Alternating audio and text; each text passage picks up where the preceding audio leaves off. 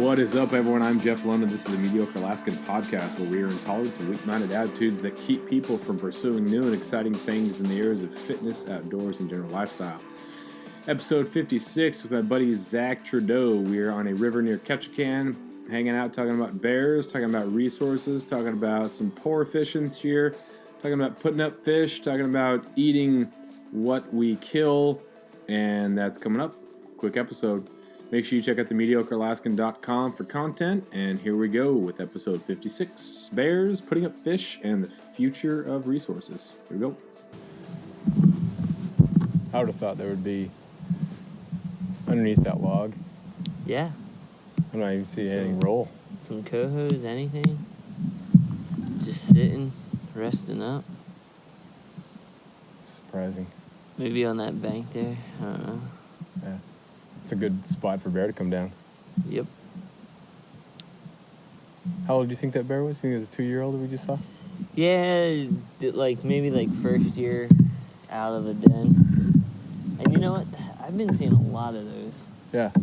And people have been posting pictures and stuff, and that's what's around right now. Yeah. It seems like the last couple of years have been really good for larger, what do you call them, litters? When sow has cubs, what are they, families, whatever? Have like 2 or 3s rather than just like 1s and 2s. So it seems like there's a lot of those smaller bears around.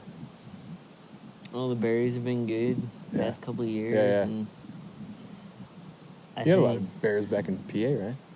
Yeah, the thing with those, though, they're the top predator. They don't have to compete with really anything. And trash is abundant. Yeah. So they're always getting into things of that nature. And then they just make massive crap circles when they just bed down in someone's field and just devour. Did you see him? You're out around here, and you were out and around a lot in PA. Did you see him? What was the difference in if you see one where they just kind of hang out for a little bit or run away like the one we just saw? As soon as it saw us and winded us, it was out of there. What was the PA program? Well, that was the thing in PA, because they are like the top dog, the top predator. They don't back away, really. No. And they're, I feel like they're just a little bit more lethargic. Yeah. You know, they're like, this is my spot, this is what I'm doing, you get out. Yeah. There's no, They could be used to people more, too. Like, that one we just saw gave us a look like, dude, what was that? You know? I think some of them, they don't necessarily encounter a lot of people. So, or at least they give off that impression that they're just unsure. But, yeah, more like those city bears that know that they don't have to worry about running around in downtown Ketchikan or getting in the trash. These people aren't going to do anything. Yeah, so as far as the bears back east or in Pennsylvania, they're massive, they're big, and just bulky, kind of, husky bears. I guess Steve Ranella posted something about the New Jersey bear population, since you can't hunt them anymore. Yep. Just how it's exploded.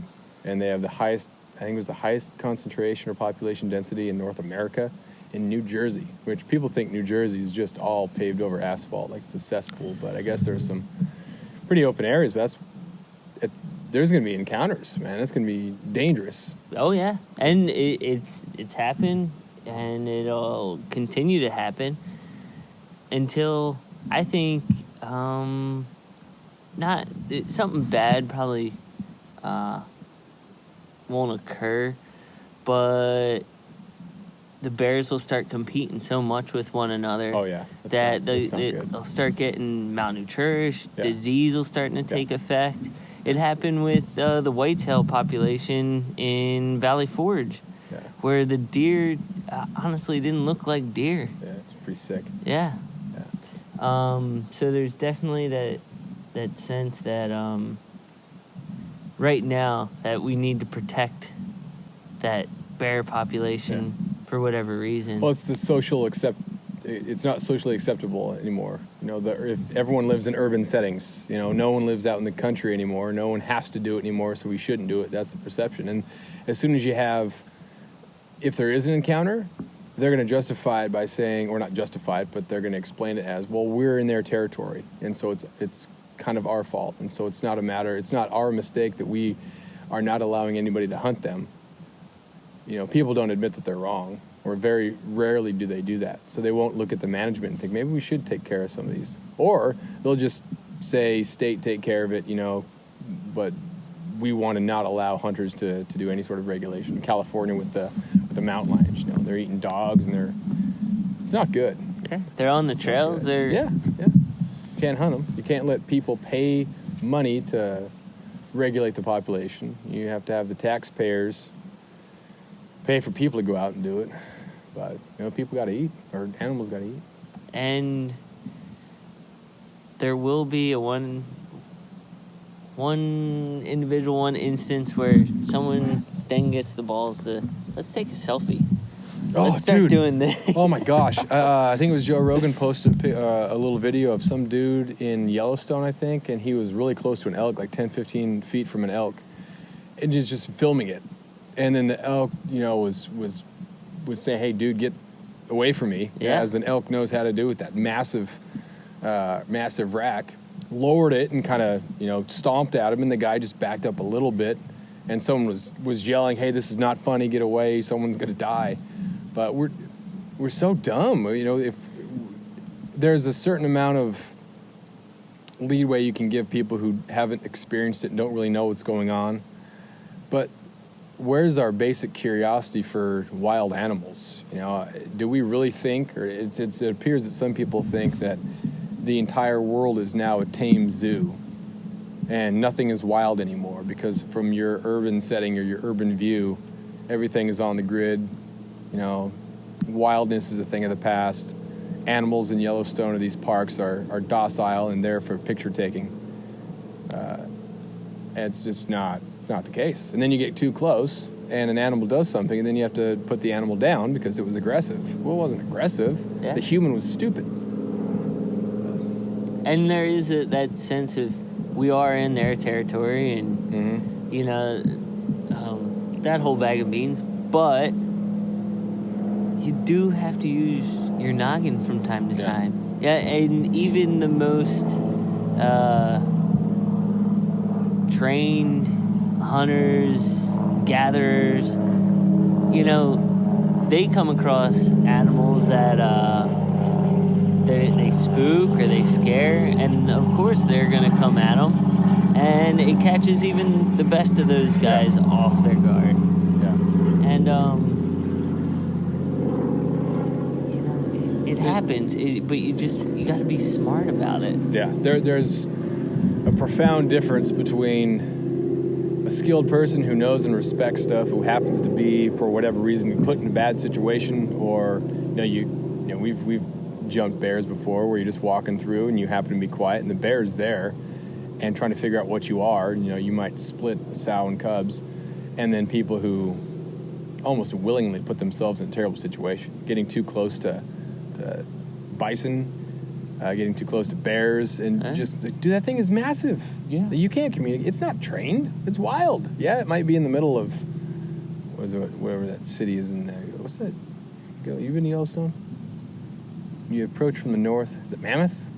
Or is that in California? Nah, I can't remember. Someone right now, if they're listening to this, is like, dude, it's that town. Yeah. But I can't communicate with them right now. So. Like when any other podcast I listen to and they're talking about Alaska, and they're like, well, where's the Brooks Range? And I'm like, oh, it's right there, man. But anyway. But really, it's not. Not. Yeah. So how much fish you got up so far? Which fish? Because you were doing that last night. You're jarring fish. You pretty stocked for the winter? I'm getting there, but this year I really took it upon myself to try to stock more than I ever have, and maybe I put too much pressure on myself. Like I want to hit this number of jars or this number of backpacked halibut or whatever, and sometimes nature does not that's fall your huge... way, and the fishing was a little harsh, but yeah, I would say I'm pretty stocked. I do a set of about 21 jars at a whack, because that's the amount that the pressure cooker can hold. Yeah. And then I backpack quite a bit, and just that preparation's you always feel good about it. Yeah. But even if you're not catching fish, sometimes you can collect other things that make you feel like it was worthwhile. So I will say that the berry situation, the jam, nice. is on point this year. Yeah, that stuff that you guys gave me, that was awesome. That was real good. I've been going through. I haven't eaten any sort of other meat than venison or smoked king for the last 2 weeks. And when that's the only thing you're eating, man, you go through that. I had some backstrap 2 nights ago. I ground some up and had like Italian sausage type, and so I'm having that with pasta, and then I've had burger with the other stuff that I ground. But I pan seared. I used to like cut up the backstrap into like the medallions, then freeze it, which is stupid because then you get more surface area that can, expose to freezer burn or whatever. So I kept it in a roll, thawed it. It was like a quarter of the backstrap. Seasoned it, pan seared it, and then put it in the oven. Dude, it was unbelievable. Yeah, I just went through it so quick. I just ate the whole thing. It was so good. The outside was, it had a little bit of that grayish type color, but the inside was nice and rare. And oh my gosh, it was so juicy. It wasn't gamey at all. It was like, oh gosh. So are you one of those guys that's like, this is my recipe? Like, no one can have it. It's funny, it was a store-bought rub, It wasn't even like, this is what I do. This is my secret. No, it was, I can't remember what the name of it was, but I think whatever, that store-bought stuff's pretty good. I think people get really excited about their own tweaks, which fits their palate, and that's great. But just, I'm enamored with the fact that I've eaten nothing else but what I've caught or killed for the last couple of weeks, which is awesome, but it makes it go so quick. I'm just seeing it. I got a deer roast in the crock pot right now. It goes so fast. It's so nice that I'm going to the store and buying, $3-4 worth of vegetables and bringing it home, and then eggs. That's about all that I'm buying because I got the meat, but it's not going to last, dude. No? It's not going to last. Got to get another deer. Yeah. And I have very little other fish reserves. It's not smoked. Everything is smoked and vacuum packed. I got very little fillets. But. So have you ever thought about doing the, because most people up here do the trade with a friend down south for the fish, and then maybe a cow or something like that? Maybe a cow, yeah. It's... Yeah, I mean, there's a fish right there. Jumper right there. What the heck happened? They're coming. That thing just freaked out because he's been in this hole, or did he move up? Well, all right, there's a fish here. A fish. Well, something hit the top of the water there not too long ago. Splashed. I bet there's some that are just like underneath there that are just chilling. Yep. It's hard to see down through it because there's like a little bit of... It's like a brown algae or something like that on the bottom. It's kind of gross. It's kind of stagnant here. And did you guys have that algae bloom over on POW? Yeah, it was pretty cool looking. Yeah, it really looked super tropical. And, it was weird when you saw fish that were, if they're on the surface, you could see them unbelievably clear. It was just like high definition fish on top. But then once you get below about 3 or 4 feet, you couldn't see anything. Yep. It was crazy. There were a couple of dogs that were swimming around, chum salmon, that were swimming around by the cruise ship docks. And you could see the stripes, you could see everything so well because they were about, 2 inches below the surface. Like their entire body was submerged, and there was about 2 inches, and you could see everything. But anything below that, you couldn't. nothing going on. So back to your question, trades, I don't know. Like, you got to have a lot of stuff to trade in order to get it, but I'm getting kind of low.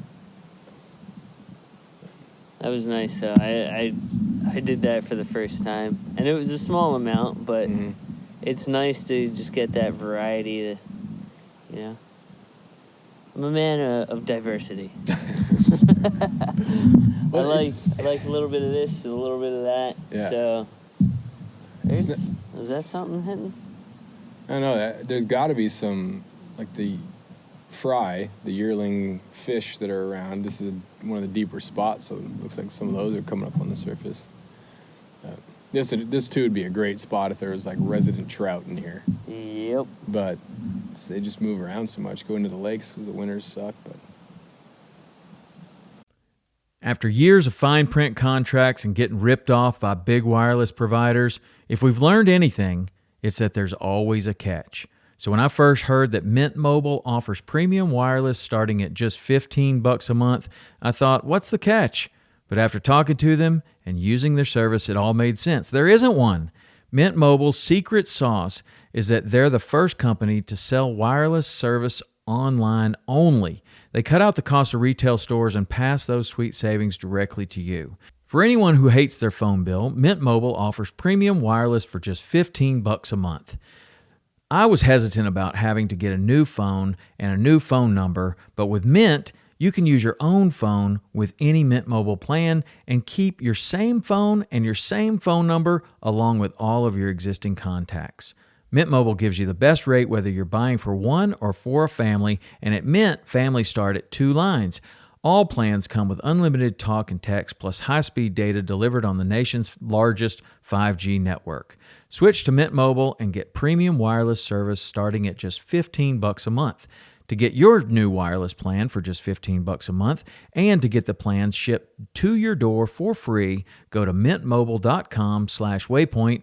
That is mintmobile.com/waypoint. Cut your wireless bill to $15 a month at mintmobile.com/waypoint.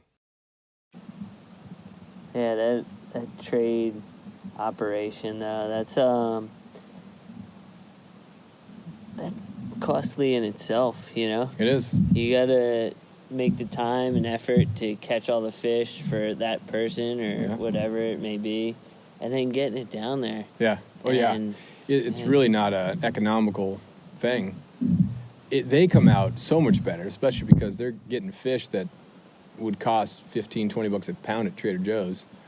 If it's, a good coho. If it's like pink or something like that, it's not. But yeah, it's nice to be able to share. Or people come up here and they can, take it back down with them. So. But that's that kind of brings me to something I saw this summer, and I've seen it in the past, but it was just remarkable to see how wasteful some people are when they come up here. Yeah. And they, this summer I had some time to really study and understand the biology of a lot of the fish that people are catching, and sometimes it's just bycatch. And I never realized how precious rockfish are. Yeah. People catch them and they throw them back, and sometimes they survive, sometimes they're eagle bait, whatever. But it takes a long time for those bad boys to mature. Those yellow eye that you catch that are nice size, and they're just so old. They can get up to 150 years old. So the bigger ones that you're catching and keeping, you're not going to have a population that's going to be robust because more people are catching them. It takes time to grow to that size. And I was reading I don't know if it was Roderick Haig Brown or someone, one of those epic fly fishing writers from the 60s and 70s, and talking about fishing down in Mexico, and this is even the 50s and 60s, when they'd go down there and looking for, just the huge, massive fish that are, 60, 70, 80 pounds, whatever, I don't know what it was, but, it takes a long time for a fish to get to that size. And if you have a lot of people go down there and that's what they're targeting, and then you take it out, with there's only more people who are fishing, and so it's no surprise that you go to the Kenai River and you're not seeing those huge fish anymore. Just that those genes have been taken out, where you have the person who catches that huge 60-pounder that looks like it was 2 weeks from spawning. The thing is just disgusting. There's zero chance the meat tasted good, but you club it, you take it, and take your picture, and the meat's not good, so it might not even get eaten. So then you just took out those genes, but... Well, the best evidence of that is through the local salmon derby. If you look throughout the past, this is the 70th salmon derby, right? Mm-hmm. And this year they had to change it up for return purposes. But even looking at previous years, you see maybe 20, 30 years ago, the biggest catch was close to 60 pounds. Mm-hmm. Last year, I think the winning king salmon was maybe 40 or at 40. Yeah. It's just, the prevalence of those big ones. There's definite big ones around, but they're... And then if you just look at how much is supplemented by hatcheries, you're not getting those natural runs that are going back to those rivers that are huge fish. There's a lot that's the kings out south of town, and the hatchery runs there. And if you didn't have the hatchery fish to supplant that up here, or not supplant, but supplement, it's you wonder where we would be if it weren't for those things. And then it just makes you curious about the old days, before everybody wanted to come up here and fish, and before it was so easy to come up here and fish. What it was like, or even down south, before they put dams on all those rivers in California, when you had king salmon going all the way up to the McCloud River, going up past Redding. Mm-hmm. It's crazy to think about kings and steelhead and all that. And the Sacramento River has a king run, or had at least, all seasons. There was a separate, I think it was one of the only, if not the only, river that had separate spring, like all year round. And how long ago was that, when that was prevalent? I don't know. It's amazing to me that there's any kings still caught in there, but it is a pretty massive river. But there's so many other things that have been introduced, like striped bass. Stripers they were introduced later, and they took off there. But all those fish that go up the Sacramento River have to come through the Bay Area, San Francisco Bay, and you have all those those ocean liners that are coming in, and they're dumping all that water that they keep on from ballast. So I'm not sure. I can't. It's baffling that there hasn't been some sort of ecological disaster, because you're getting all those organisms from Asia, from wherever those ocean liners are coming from, and they're dumping that water in the San Francisco Bay. So there's so many non-native things growing in there. It's amazing that some sort of invasive species hasn't just taken over. Something weird hasn't happened, but yeah, there's something swimming right there. Mm-hmm. No, the sun's coming out. You kind of see that.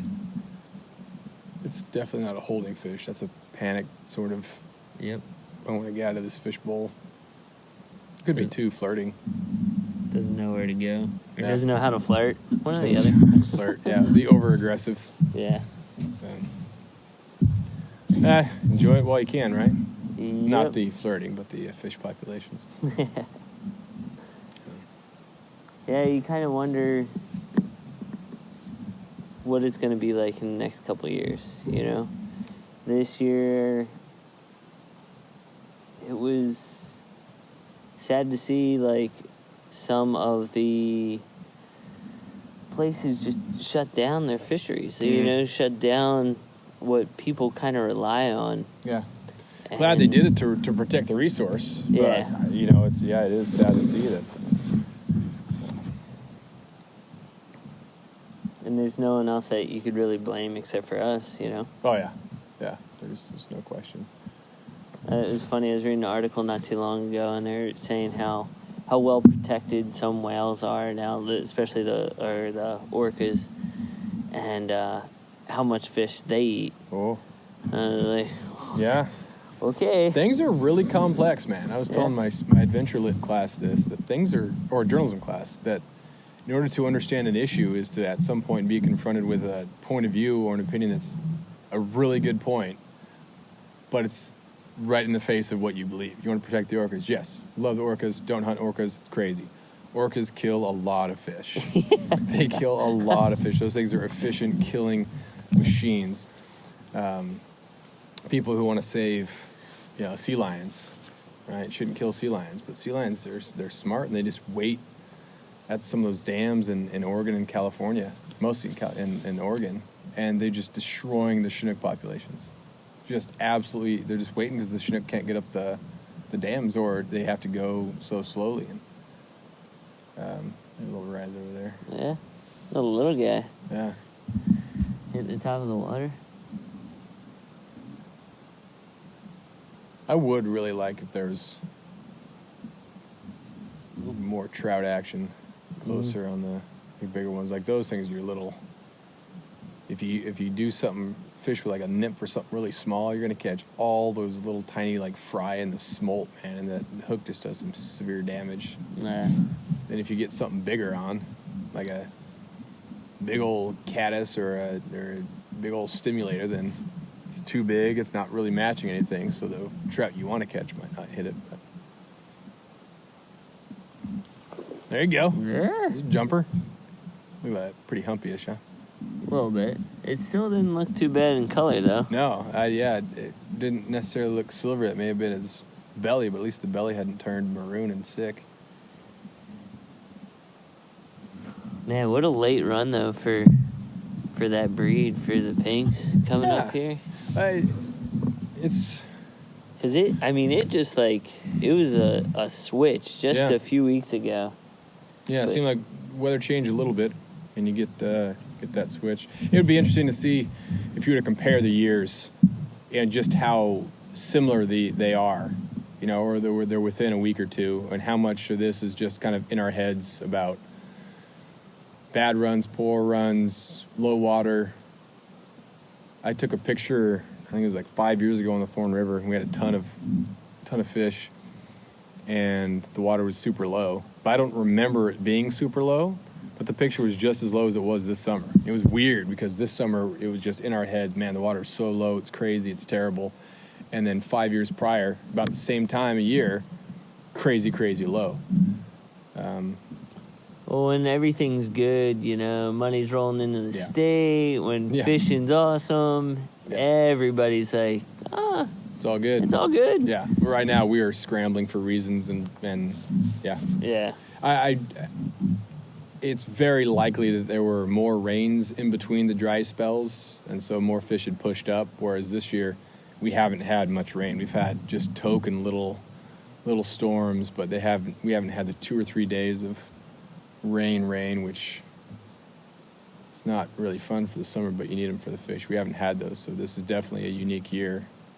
I'm sure there's going to be stuff in the papers coming out, warmest year since whenever, warmest on record, or warmest in 10 years, or I don't know.